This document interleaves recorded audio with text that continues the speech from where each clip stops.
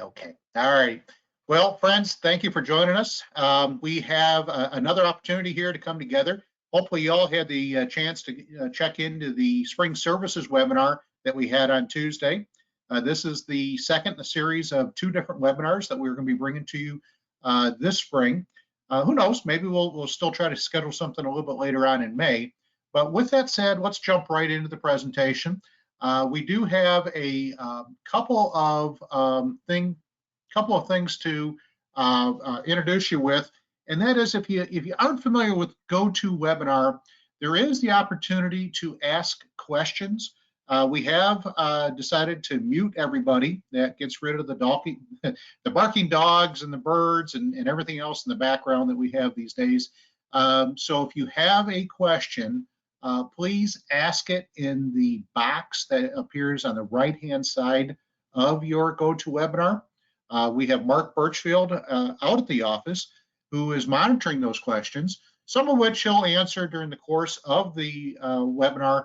Otherwise, I'll stop a couple times just to see if there's anything that we want to address using the graphic material or anything that I can just answer for you as well.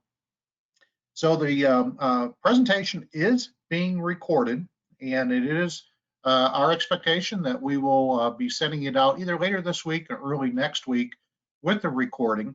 And certainly we would make it available to you to use in any kind of training that you might want to do locally, say with your fire chiefs or police officers or anybody else that you bring in during storm training opportunities.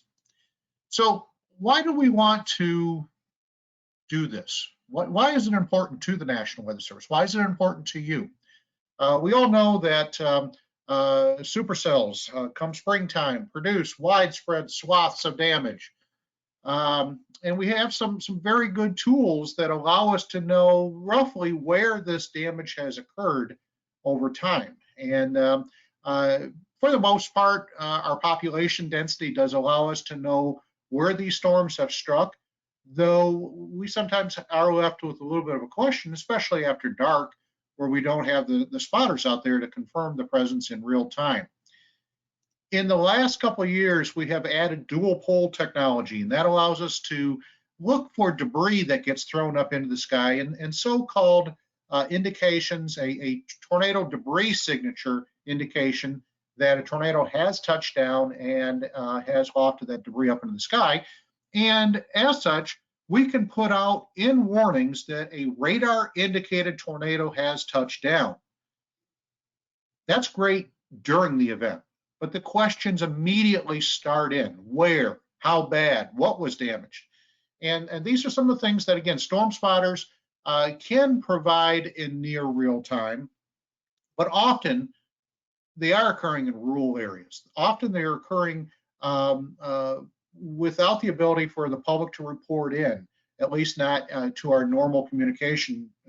And you might find out about it a couple days, several days, weeks afterwards. So when it comes to these TDSs in particular, but really any tornado in general, if you get information that we can use to help understand what's going on, it does really help. So yes, we do want your help. We do want your help for these isolated events, and we want your help during these widespread events, such as the super derecho that occurred back in 2009. 20 tornadoes, most of them pretty weak. And that is a characterization of the great majority of all the tornadoes that we see across the Springfield County warning area. And as such, we often get reports of obscure damage. I've got a barn destroyed. I got a few trees uprooted. Even if there was a tornado warning issued based on radar, we still need your help in trying to identify where, and hopefully after this webinar, why a particular debris pattern fell the way it did. So thank you very much for checking in. I do have a couple of objectives for you. First off, we do want to convey conceptual models, squall lines, downbursts, tornadoes. And it is my hope that by sharing that, it will answer some of your questions as far as the pattern of debris that each one of those types of storms would provide to you. And I also certainly want to provide you with an opportunity to document what it is that you're seeing as you conduct a survey, and maybe, hopefully, even determine the likely cause of that event. And then we want to also make sure that you can get that information back to the National Weather Service. It is quite possible that we would convey or confirm a tornado based on the fact that you have reported what appears to be a tornado. So your eyes and your reports may be just what we need to finalize an event.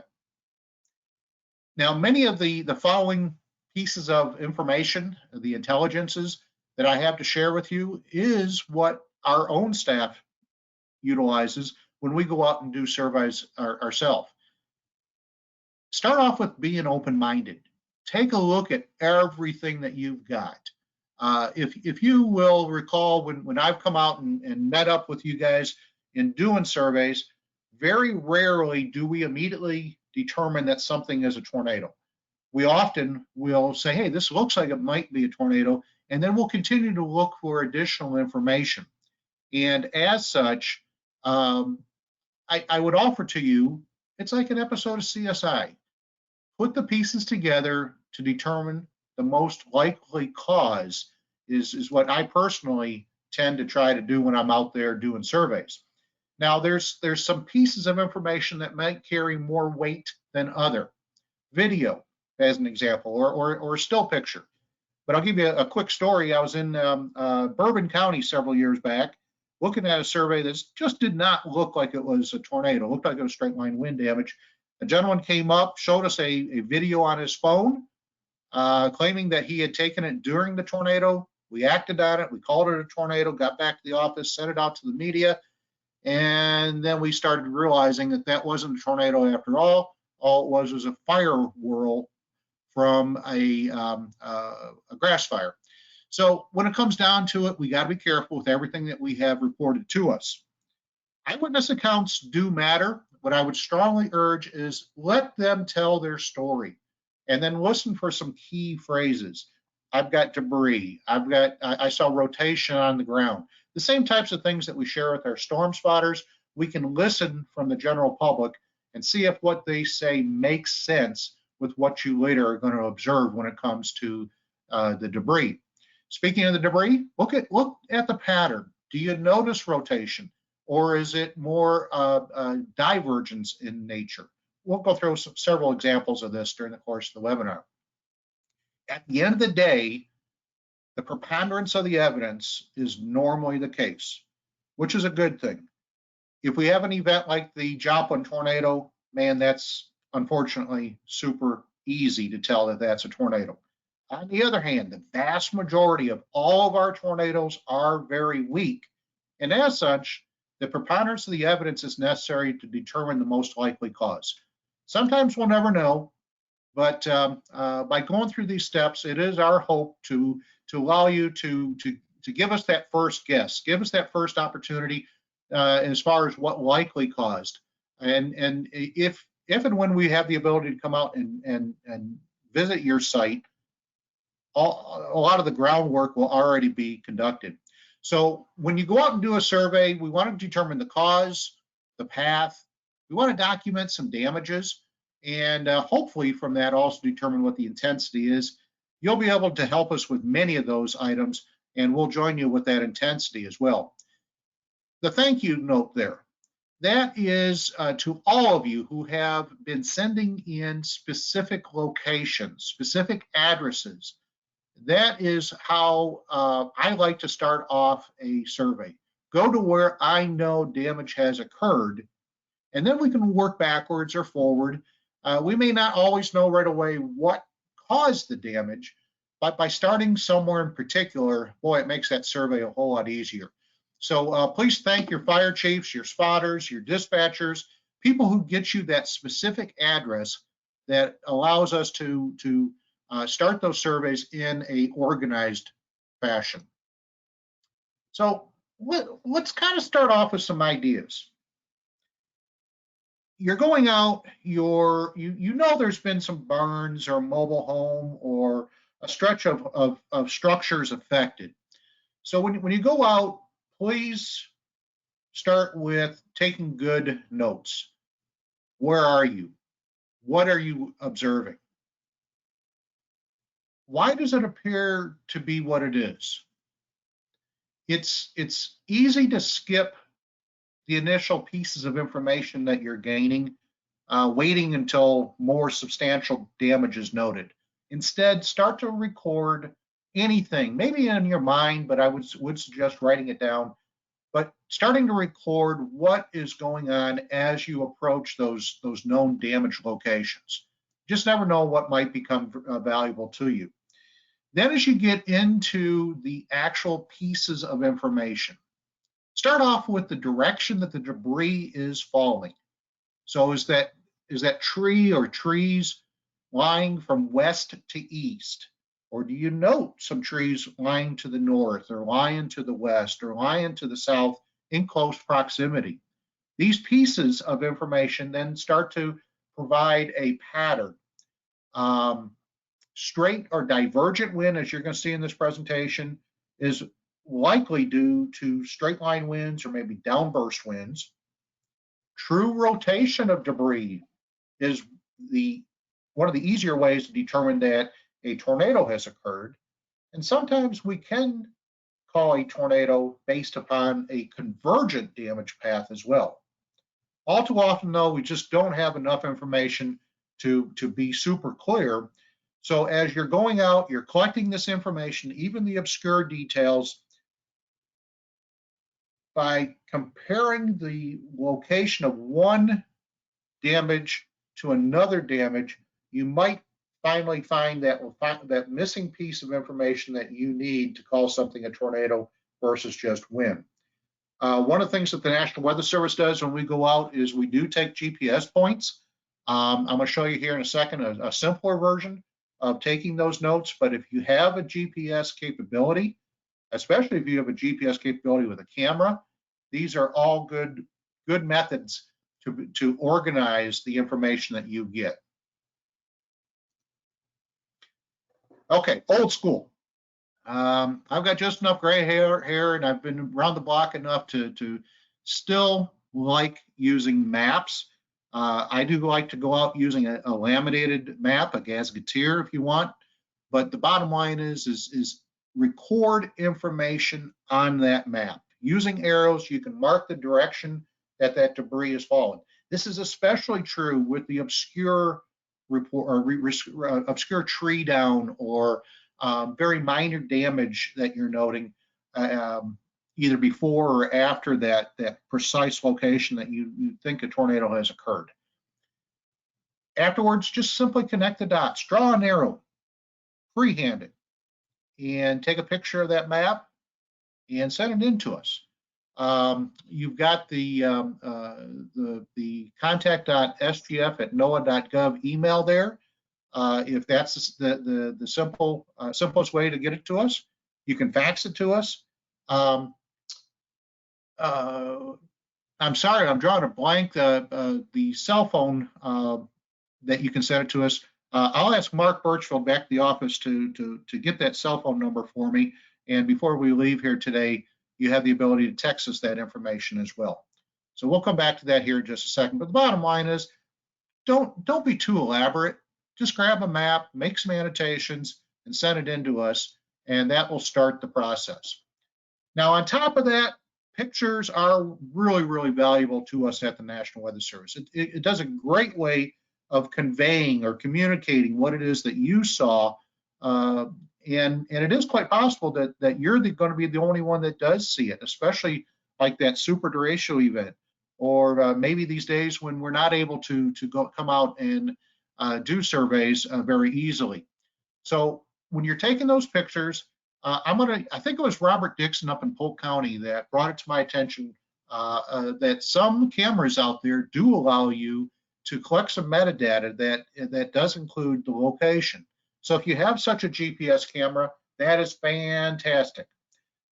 Otherwise, just a couple of suggestions, if possible.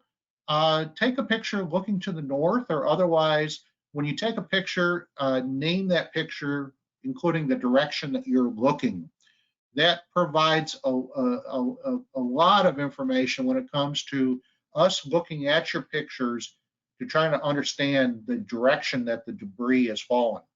Another option with those pictures is to import it into PowerPoint and then simply just add some arrows. Don't have to be anything too complex, certainly not to hit every piece of information, but it's the pattern that we're trying to determine when it comes to those individual pieces of information. If you can take some big picture of the damage scene, that allows us probably to gain a better feel based upon those arrows of what has happened. But we would also encourage you to perhaps take some more finer detail pictures, pictures of foundations, pictures that might suggest intensity of whatever caused the event. What we do not want is any pictures of bodies. That goes with good reason. We at the National Weather Service do not need those pictures, and heaven forbid any of those pictures being used in web briefings or later training, and then somebody come along and realize that there's a picture of a body. So I would allow you to please be smart with that. Just don't need to include any pictures of bodies, and that includes the living ones as well. I do try to not include the owners of a residence whose home has just been destroyed. There's just no need for it. So if you can, try not to include pictures of people whatsoever. I know from the big picture, half a mile away, sometimes you're gonna collect some people, but when it comes down to it, there's just no need to include people at all. I'm going to take a quick break here and ask Mark. Mark, have we had any questions come in? Steve, have not had any questions at this time.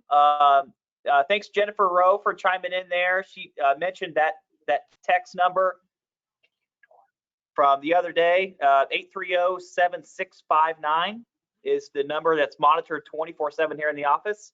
417-830-7659.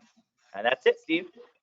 Okay, thank you, Mark, and certainly thank you, Jennifer, not only for sending that phone number in, but also for attending the webinar on Tuesday. All right, so where do I want to go from here? I want to start with a series of conceptual models, whether it be a downburst, a squall line, or a supercell, as a means of understanding the wind patterns within each one of these types of storms. And then we're going to go to some actual damage scenes and maybe put you to work, maybe try to get you to determine what likely occurred in those areas. So the first one I want to talk about is squall line, and I do so for a reason. We are seeing more tornadoes associated with squall lines than any other type of thunderstorm. These are often weak. We do not see them remain on the ground for an extended period of time. Because those two factors, the damage is typically lighter or more obscure.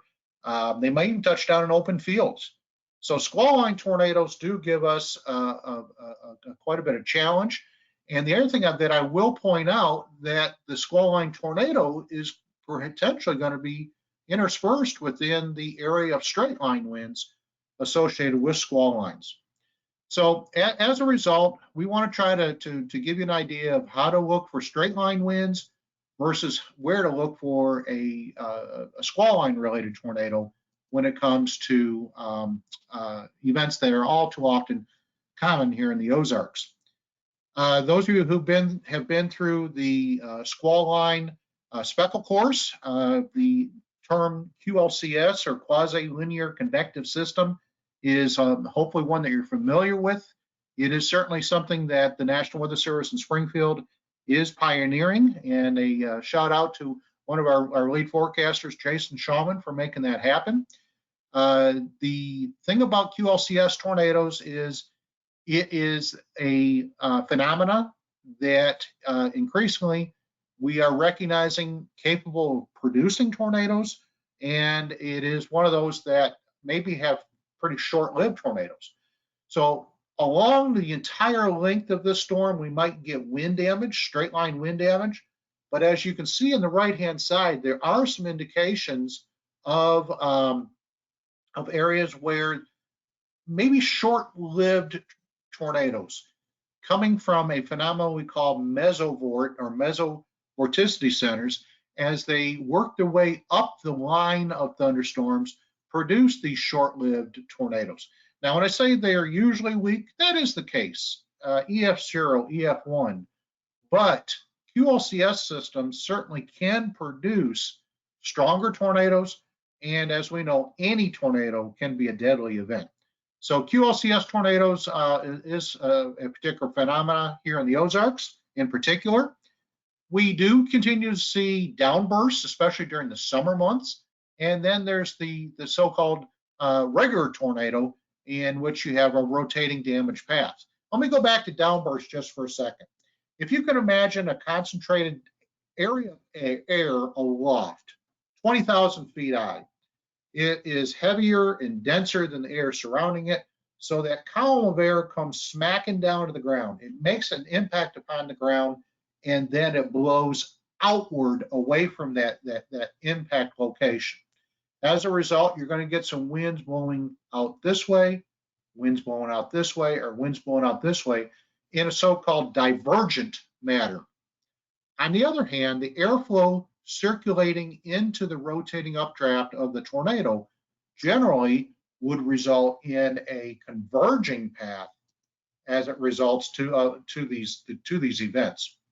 So comparing the divergent path of whether it be a squall line, straight line wind event, or a downburst, compared to the convergent path of a tornado when it comes to the debris pattern, allows us to get a better feel for what likely occurred. Taking a step back, here's an image from a downburst. As you note the arrows from left to right, some are going to the northeast, some are going to the southeast, some are going due east, as the event went from left to right across this grove of trees. This type of thing is a relatively easy thing to determine as seen from the air. So drones these days certainly are a plus. If you are looking at pasture land and there's only a few trees, or maybe a windbreak, and you don't have the ability to see a series of trees go down, it can be a little bit more challenging. But groves of trees and downbursts often provide a pretty clear-cut indication. One thing I want to say about downburst is they can very easily reach what we would think of as tornado strength, or reach strengths that would cause not just damage to trees, but certainly structural damage as well. So it does not take a tornado to cause wind damage. And then finally, the supercell. Now, this is something that we spent a lot of time with in spotter training. It is the type of storm that will produce the majority of strong and violent tornadoes. And of course, we know that area of damage is within the hook echo of that supercell. But let's take a step back. Let's look at the supercell as a whole. We have strong inflow winds. We have strong inflow winds coming in from the south, maybe the southeast. These winds sometimes can get up to above warning threshold, so 58, 60 mile per hour, even stronger.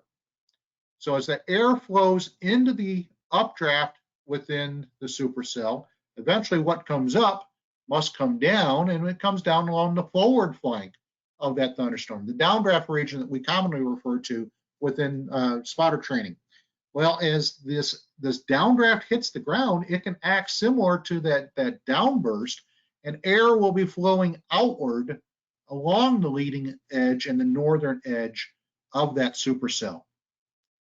Also note that it does have the potential, especially along the leading edge of that rain-cooled air, to potentially cause some interaction with the inflow. So if you were to imagine a severe downdraft along the leading edge of a supercell, you've had wind damage blowing to the east, you've had wind damage blowing to the south, maybe intermixed with damage of inflow winds blowing from south to north. Then you have the tornado itself. And oh yeah, by the way, you have another downdraft, the rear flank downdraft, occurring at the back edge of that supercell, again blowing outward like the downburst. So it is quite possible to have a pretty diverse area of wind damage, even within something as simple as a supercell. The graphic that I have down at the bottom is something that we do try to share with our storm spotters in an effort to try to determine what likely occurred from a supercell. As you can imagine, an event going from left to right, you would have hopefully a series of trees blown to the east, to the north, to the west, to the south, along a track.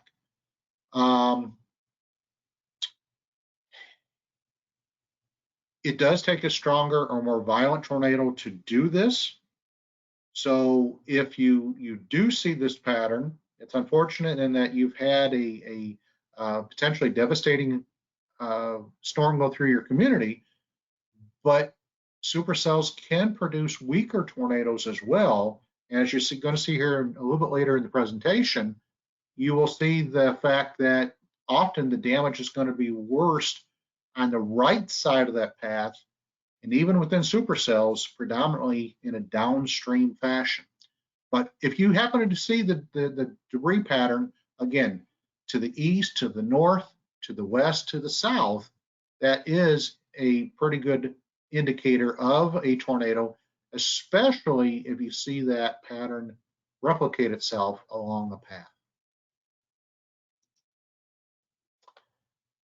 With the simplicity of a downburst, QLCS, and supercell genre, if you will, let me introduce you to the Ozark genre.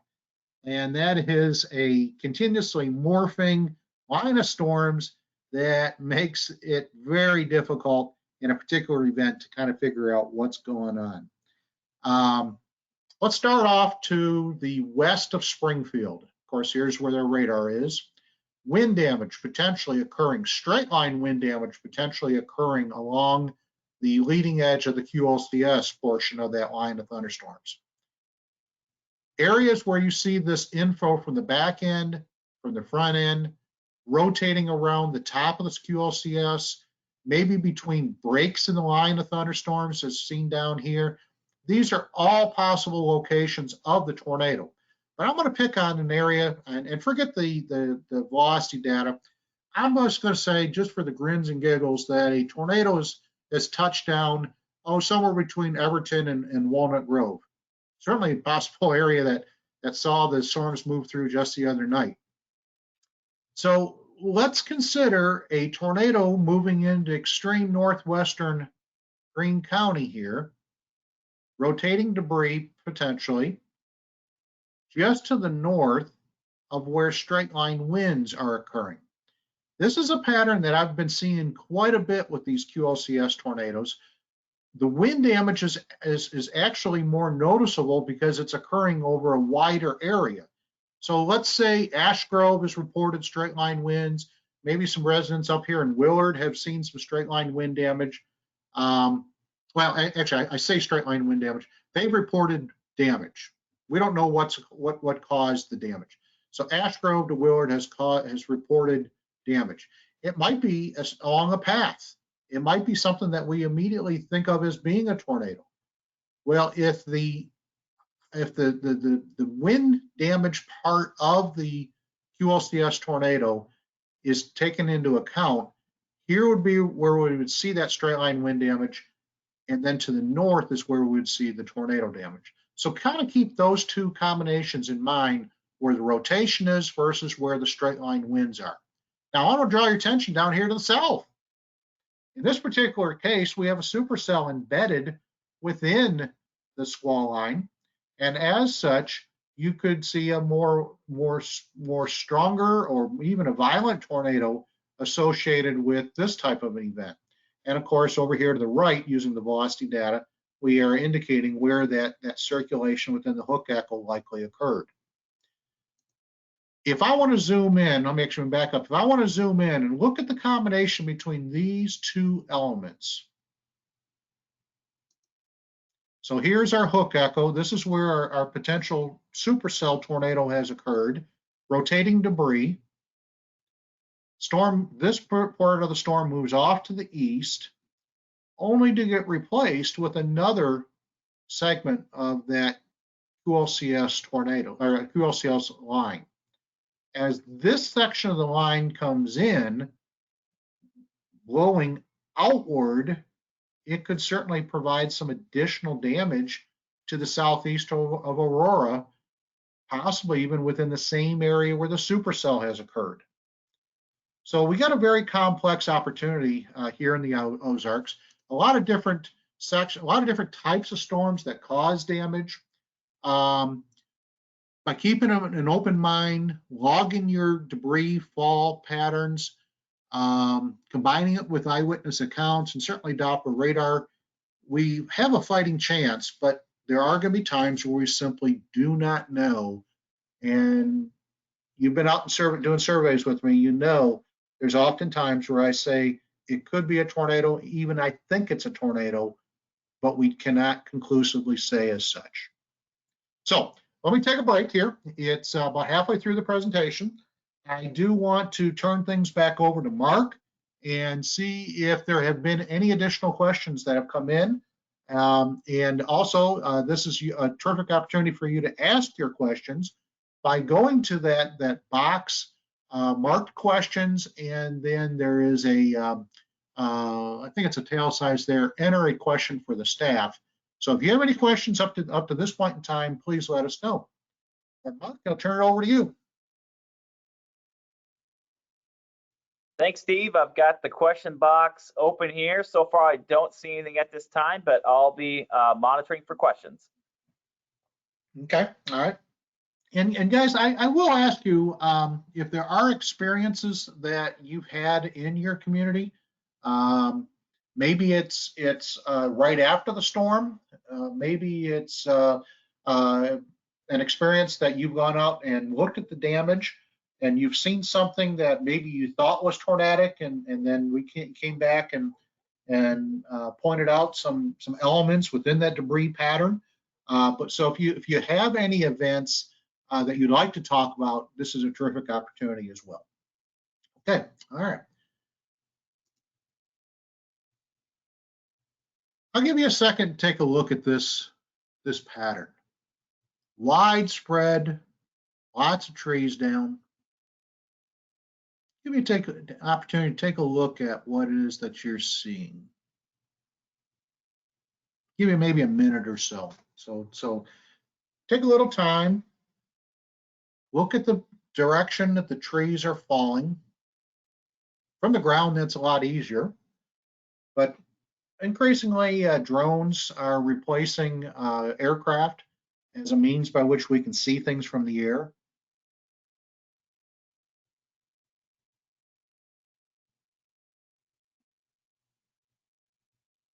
If you'd like to be as bold, you could put in that question box what you think has occurred here. Otherwise, here in just a little bit, we'll give you the answers. We'll give you some debris patterns.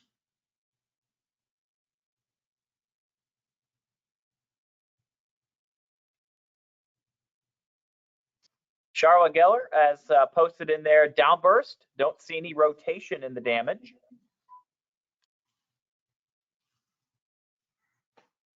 Thank you, Charlotte. Getting Karen Brown also believes it's a downburst, and Nathan Bauer, Forsyth, downburst.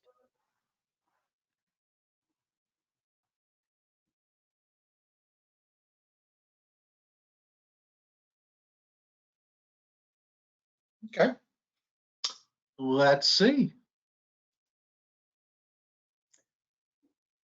And I know, again, this picture is not super easy to see the individual trees, but I'm going to give you that there's been a series of trees blown from right to left in this particular area.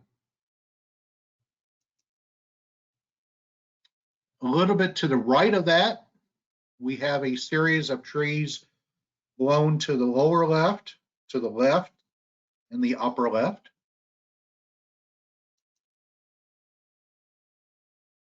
Trees blown in generally the same direction over here.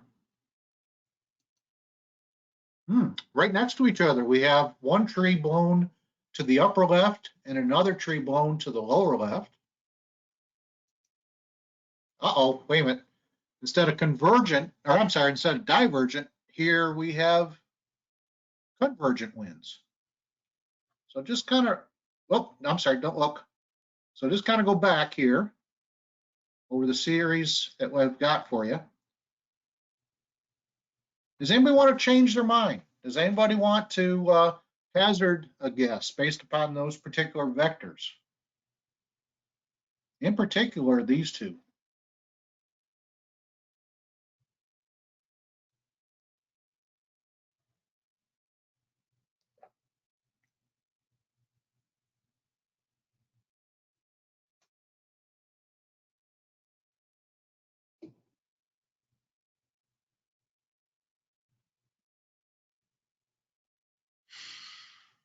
Okay, let's start with the big picture.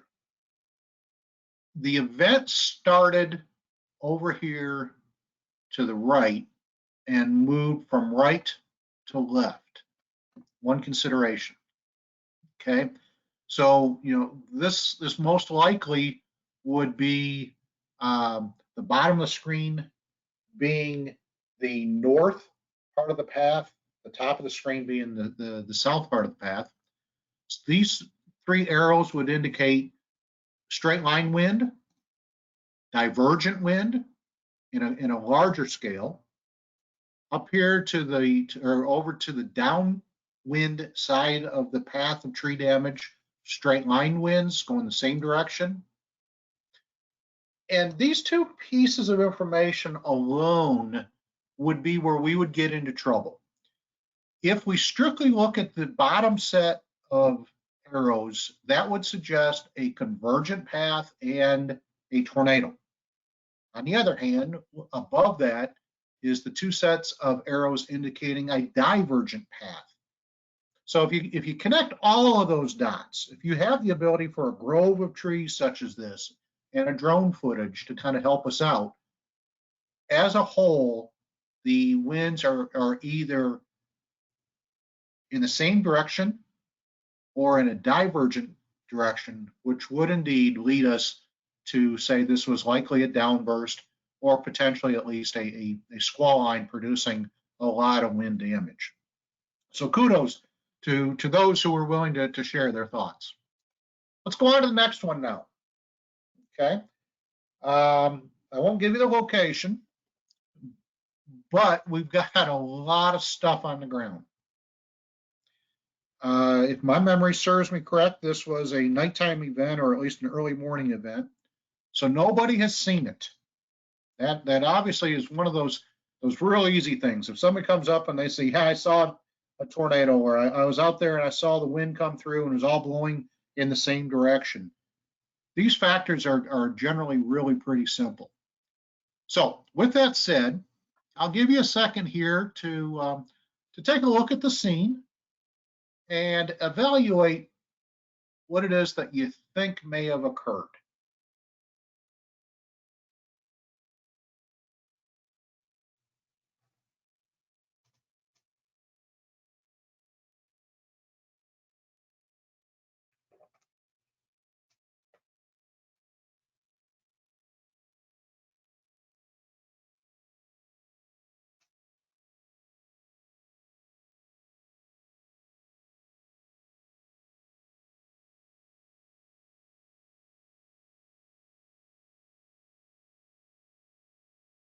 Got a couple comments saying tornado here. Got 3 now. Tornado. Okay. Give it a couple more seconds, see if anybody wants to enter in, and we'll give the answer. And again, a plug out for drones. The National Weather Service has a policy against our offices having drones, utilizing drones, but that does not stop us from partnering with you if you have a drone. In fact, I see Tom Martin out there, and some of the information that we've been hearing from the CAP. So we've got an opportunity to work together under your control when it comes to using drones, and I would certainly look forward to getting imagery from drones. One thing I think I would suggest, if you do have the ability to fly a path as opposed to maybe circulate around areas of damage, that path might be the easiest thing. And like the individual picture, if you can orientate that path in a way in which we can understand the debris pattern, that would really help us out. Mark, any additional guesses out there? No additional. Okay, so let's talk about what we know. In this particular image, this is to the north, which is a preferred direction. The event went from left to right. The debris that you see here was from several homes just off the screen to the left, with that debris blown to the right. We have a complex of structures, including a home and outbuildings, blown to the south. And then we have some tree damage over here to the right. Looks like they're blown in multiple different directions. So I'll give you another couple seconds here to evaluate what it is that you see.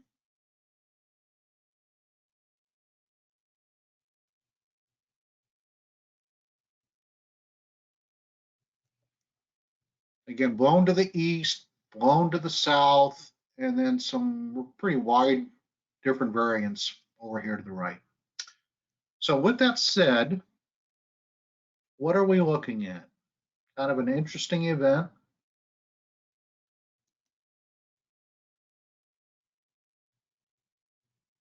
By itself, this debris to the left really is inconclusive by itself. Pretty substantial debris. So could it have been a straight line wind event with maybe 80, 90, 100 mile per hour by itself? I would say possibly.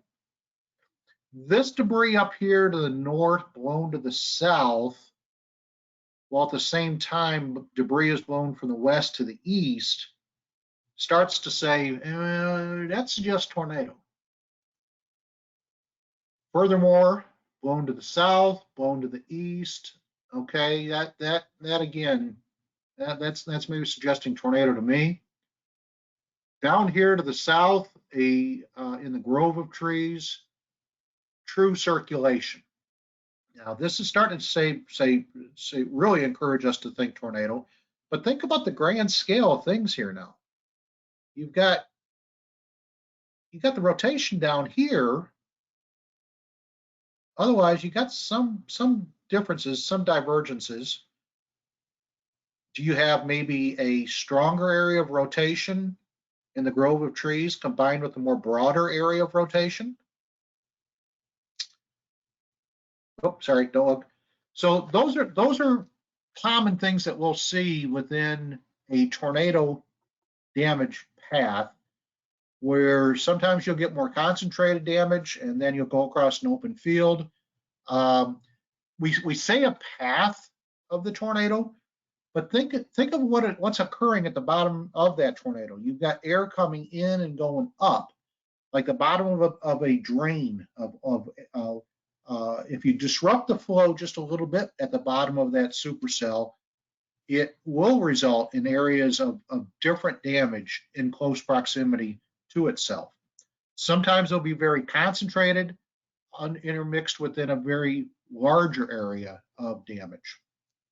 So this was indeed a tornado that occurred across this location here.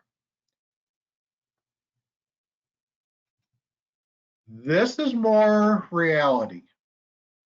This is a situation where you get a call or you see a social media post and you're asked to come out to my property and tell me what has occurred.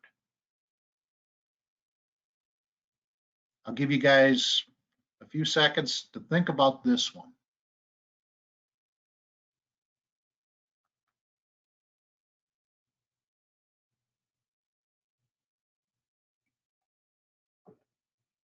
Think about when you arrive on the scene, as you're driving up to the facility, to the home, and you start to see some isolated damage. Maybe it's a limb.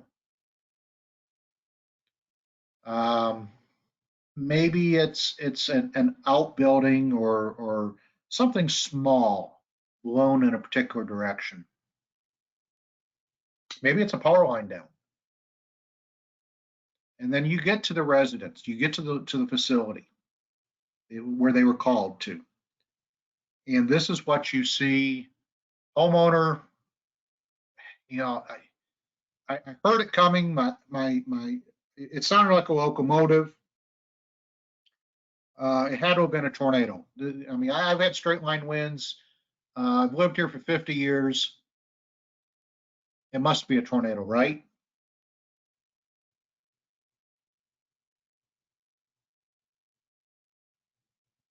In the question box, I will offer you the opportunity to answer what would you say to that homeowner? What do you think has occurred here?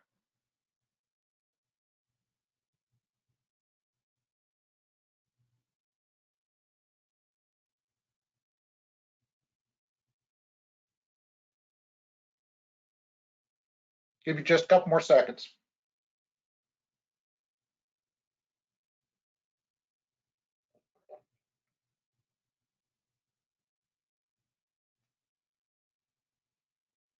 Mark, have we had anybody willing to provide their answer?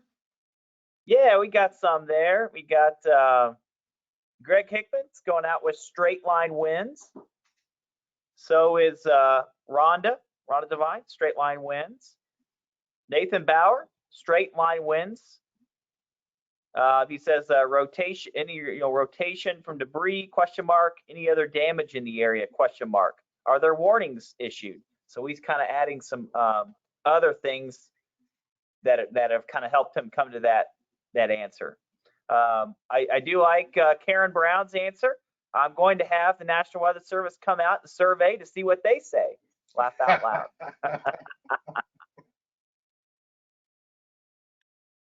Okay, I like everybody's answer.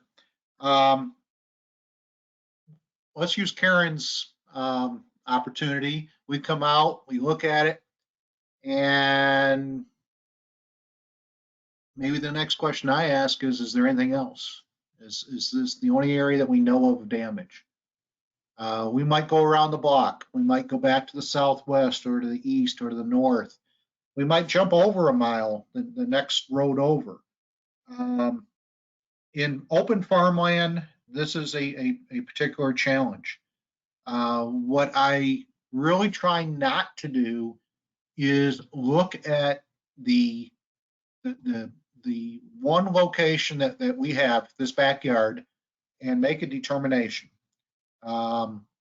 We take notes, we listen, we look for something in their story that what might suggest it was a tornado or otherwise, but the bottom line is, from what we see right here at this location, I would say it's not enough to be specific, whether it be tornado or otherwise.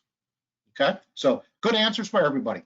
All right, let me go ahead and go through some additional material, some considerations. Imagine a tornado moving and hitting this house, but the highest winds coming on the other side of the house.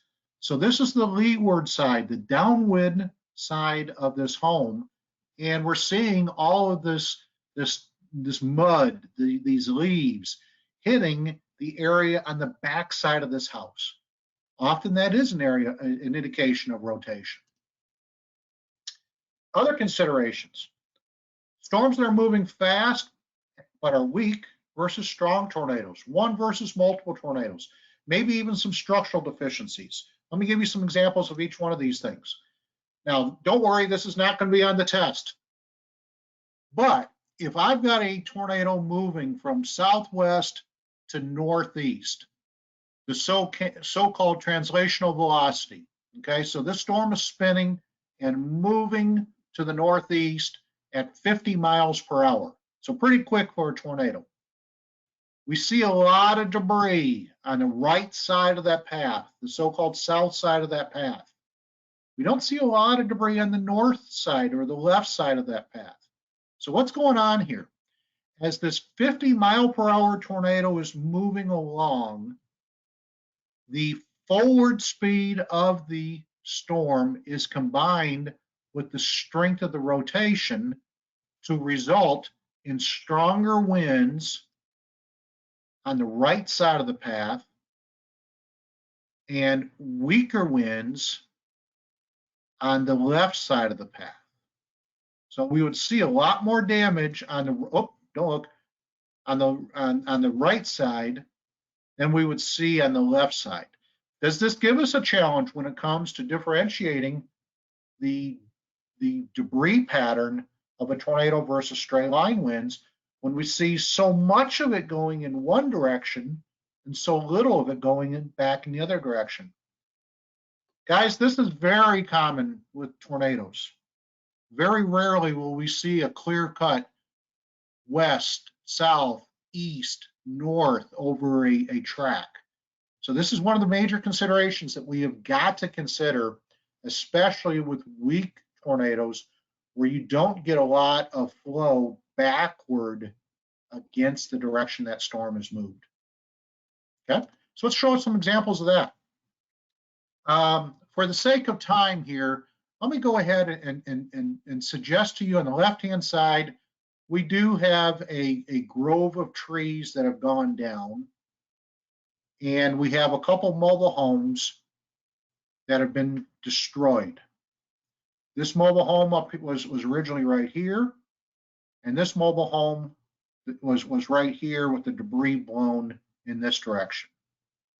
So it is a tornado debris pattern when we have those rotating tree fall patterns here. But I want to consider intensity, especially with this mobile home up here to the top part of your screen. Storm's moving at 30 miles per hour. In order to destroy this mobile home, I'm just going to pick a figure, 120 miles per hour. So you've had 120 mile per hour rotational velocities combined with 30 mile per hour winds going in this direction. And in order for this mobile home up here to the north to be blown to the left or against the flow, we're able to add that mile per hour wind. We said 120 down here. So to be blown to the back, we can actually add that 30 mile per hour. So indicating maybe 150 mile per hour winds with this particular event. So this debris pattern associated with the forward speed of the storm is something that we do have to factor in. Often it results in less debris on this side, more debris on this side. Often it results in what appears to be all of the debris being blown downstream, especially if we want to up the wind speeds of the direction the storm is moving. So you got a lot of trees blown down this way, and maybe one or two blown down this way, or maybe a little bit blown to the north on this side of the storm. It can make things more challenging when it comes to adding the forward speed of that storm.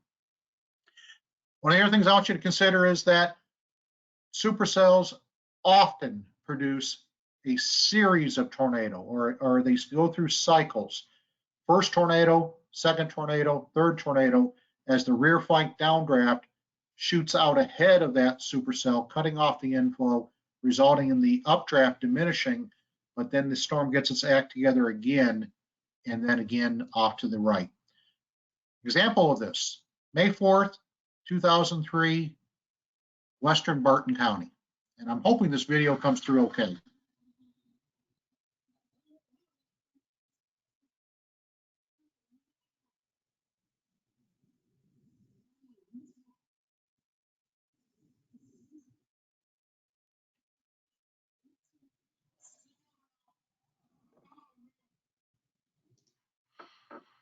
Okay, so first tornado touchdown, dissipated, second, dissipated, third, so on and so forth.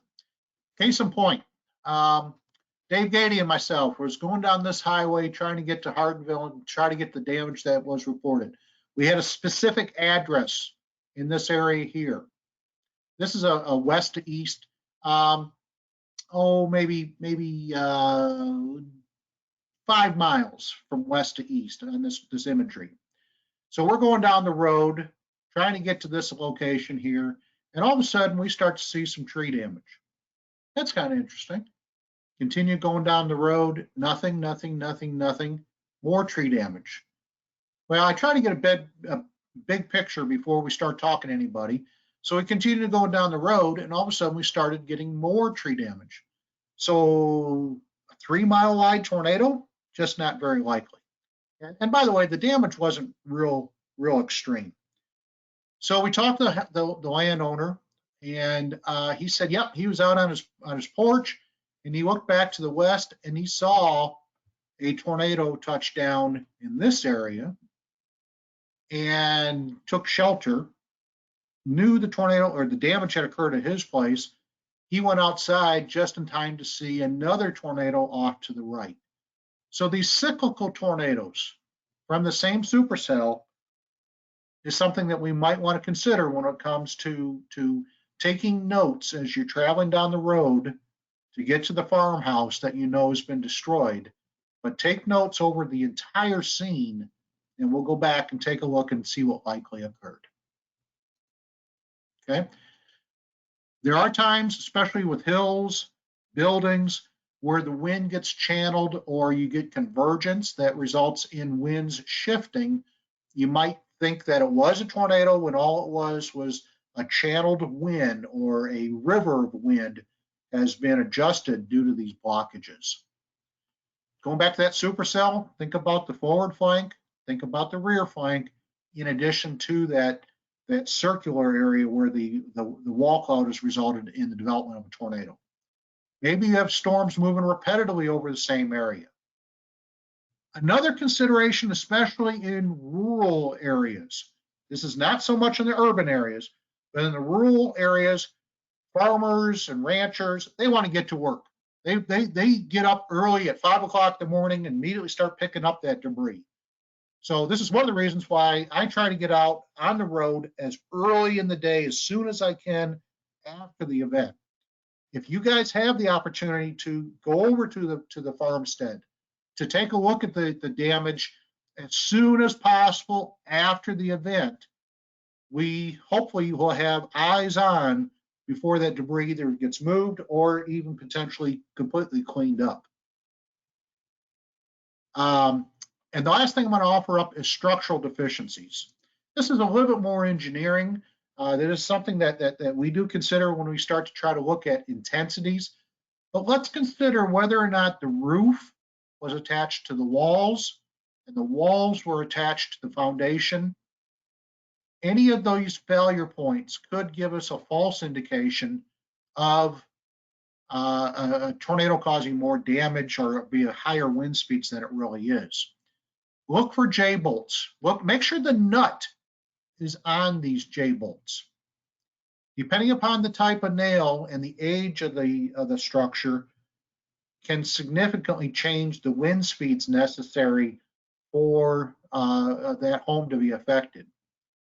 Is it straight nailed? Is it toe nailed?